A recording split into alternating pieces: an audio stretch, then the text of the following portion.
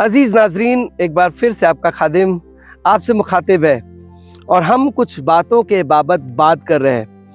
हम अब जिस बात के बारे में बात कर रहे हैं वो है कि खुदा ने आदम और हव्वा को क्यों बनाया। आज बहुत सी बातें चल रही हैं इस दुनिया में, गे चल रहा है, दे चल रहा है, वे चल रहा है, ऐसी चीज़ें चल रही हैं। मैं एक दूसरे मुल्क में था और जिनके घर में रुका था वो लैब टेक्नीशियन थी और हम लोग ऐसे ही बातें कर रहे थे और वो कहने लगी कि मैं क्लास ले रही थी और इतने में एक बच्चा उठा जिसको देख करके समझ में नहीं आ रहा था कि वो लड़का है या लड़की है। यहाँ पे लिखा है खुदावंद ने उसे आदमी और औरत करके पैदा किया और कहा कि वो मेल खाए। मतलब आप अपने घर में जब प्लग लाते हैं तो एक मेल प्लग होता है, एक फीमेल प्लग होता है। अगर दोनों मेल प्लग होंगे और दोनों फीमेल प्लग होंगे तो कुछ नहीं होगा। एक मेल और फीमेल प्लग मिल करके इलेक्ट्रिक की सप्लाई करते हैं।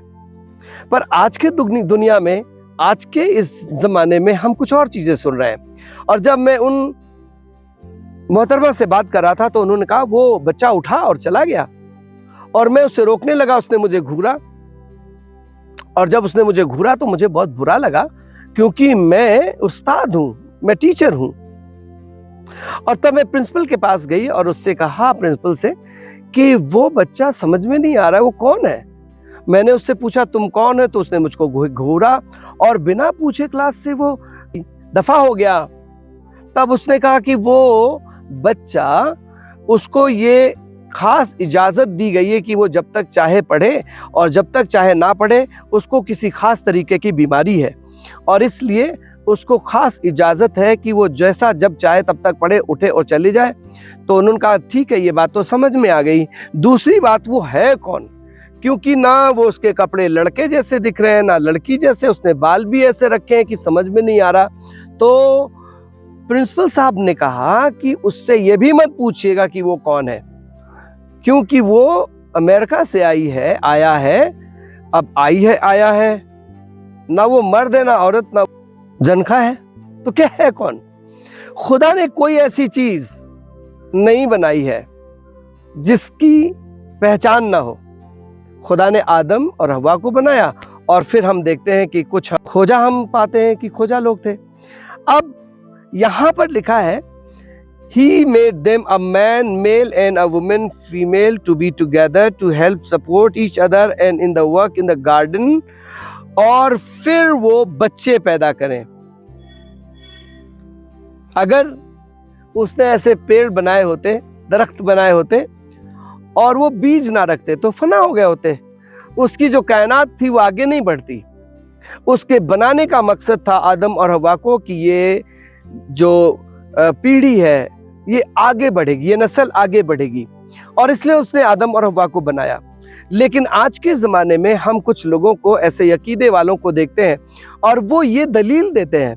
मुझे हैरत होती है कि ऐसे कुछ चर्चेज हैं, ऐसे बिशप हैं, ऐसे पास्टर्स हैं जो इसको रेकमेंड करते हैं, जो इसको तवज्जो देते हैं और इसको कहते हैं कि नहीं ये ठीक है। क्या ठीक है? आदमी का आदमी से शादी करना, औरत का औरत से शादी करना, क्या ये ठीक है? अगर ये ठीक है तो ये नहीं कहता फूलो फलो और मुस्तहकम करो और मरकूम करो, मफहूम ये नहीं कहता वो। इसका मतलब है ये खुदा के इरादे से बाहर की बात है और इसलिए उसने आदम और हव्वा को बनाया, आदमी और औरत को बनाया और ये कहा कि ये कब, 1 बाब 18वीं आयत रोमियो, क्योंकि खुदा का गजब उन आदमियों की तमाम बेदीनी और नाराजगी पर आसमान से जाहिर होता है जो हक को नाराजगी से दबाए रखते हैं। 19वीं आयत, क्योंकि जो कुछ खुदा की निस्बत मालूम हो सकता है वो उनके बातिन में जाहिर है, इसलिए कि वे खुदा ने उनको उन पर जाहिर कर दिया, क्योंकि उसकी अनदेखी सिफतें यानी उसकी अजली कुदरत और उलूहियत दुनिया की पैदाइश के वक्त से बनाई हुई चीज़ों के जरिए से मालूम होकर साफ नजर आती, यहाँ तक कि उनको कुछ उज्र बाकी नहीं दिखता है खुदा का मंसूबा खुदा ने क्यों बनाया। अब हम 21 आयत से जब पढ़ रहे हैं, इसलिए कि अगरचे उन्होंने खुदा को जान तो लिया मगर उसकी खुदाई के लायक उसकी तमजीद और शुक्रगुजारी ना की, बल्कि बातिल ख्यालात में पड़ गए और उनके बेसमझ दिलों पर अंधेरा छा गया। एक तो दिल बेसमझ था, उस पर अंधेरा यानी कोड़ पे खाज हो गई। ऐसे कुछ लोग हैं। और तब 22वीं आयत को पढ़ते वो अपने आप को दाना जताकर बेवकूफ बन गए और गैर फानी खुदा के जलाल को फानी इंसानों और परिंदों और चौपायों और कीड़े मकोड़ों की सूरत में बदल डाला और उनकी इबादत करी। अब 24वीं आयत, वास्ते खुदा ने उनके दिलों की ख्वाहिशों के मुताबिक उन्हें नापाकी में छोड़ दिया कि वे अपने बदन को आपस में बेहुरमत किए जाएं, इसलिए कि उन्होंने खुदा की सच्चाई को बदलकर झूठ बना डाला, मखलूकात की ज्यादा परस्तिश की और इबादत की बनिस्बत उस खालिक के जो अब तक महमूद है।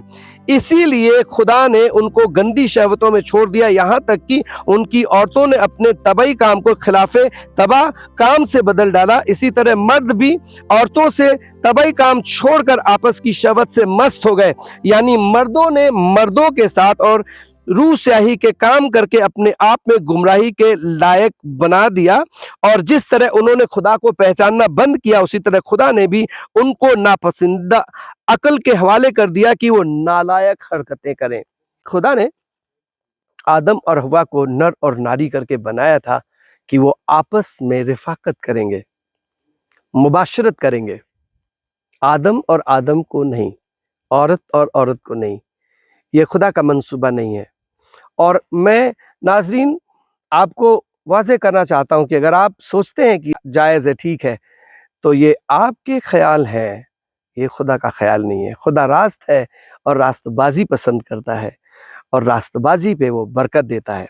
और इसलिए उसने आदम और हवा को बनाया और उनको बरकत दी और उनसे कहा, फलो फूलो, महकूम और भर दो इस दुनिया को और अपनी नस्लों को बढ़ाओ। खुदा आपको बरकत दे।